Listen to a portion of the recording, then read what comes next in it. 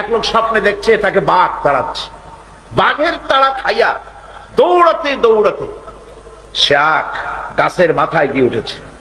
গাছের মাথায় উঠে একটা ডাল ধরে ঝুলে পড়েছে। এমন সময় সে লক্ষ্য করলো বাঘটা এসে গাছের গোড়ায় দাঁড়ায় আছে। ডালটা যে নিচে ঝুলে পড়েছে তার নিচে দেখছে বিরাট কুয়া, সেই কুয়ার ভিতরে বড় এক অজগর হা করে আছে। এমন সময় কানে কুটকাট করে আওয়াজ আসে। কিসের আওয়াজ? তাকিয়ে দেখে যে ডালটা তার অবলম্বন, সেই ডালের গোড়া একটা সাদা ইঁদুর আর একটা কালো ইঁদুর ডালের গোড়াটা কেটে দিচ্ছে। কোন বিপদটা খুব কম না বেশি? জনমের বিপদ না? গাছ বাইয়া যদি নিচে নামে তো খাবে কিসে? বাঘে। আর ডাল ভাঙিয়ে যদি নিচে পড়ে খাবে কিসে?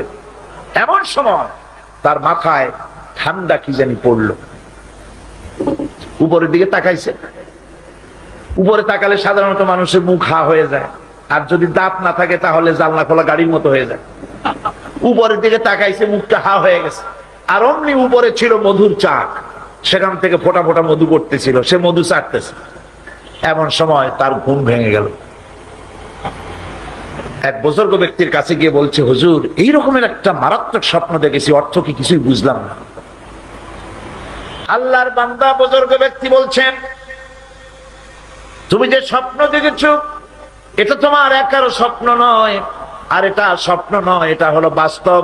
তামাম পৃথিবীর সমস্ত মানুষের জন্য এইটাই হলো বাস্তবতা। তোমার পেছনে যে বাঘ দৌড়াচ্ছিল এটা বাঘ নয়, এটা হচ্ছে হযরতে আজরাইল আলাইহিস সালাম।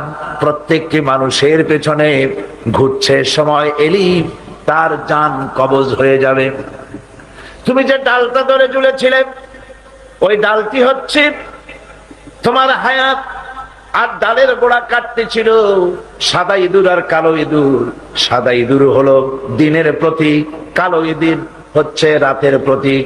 দিন আর রাত তোমার হায়াতের রশিগাছা কুটকুট করে আস্তে আস্তে করে কেটে দিতেছে। আর নিচে যে কুয়া ছিল সাপ হা করে আছে, এটা হলো তোমার কবর।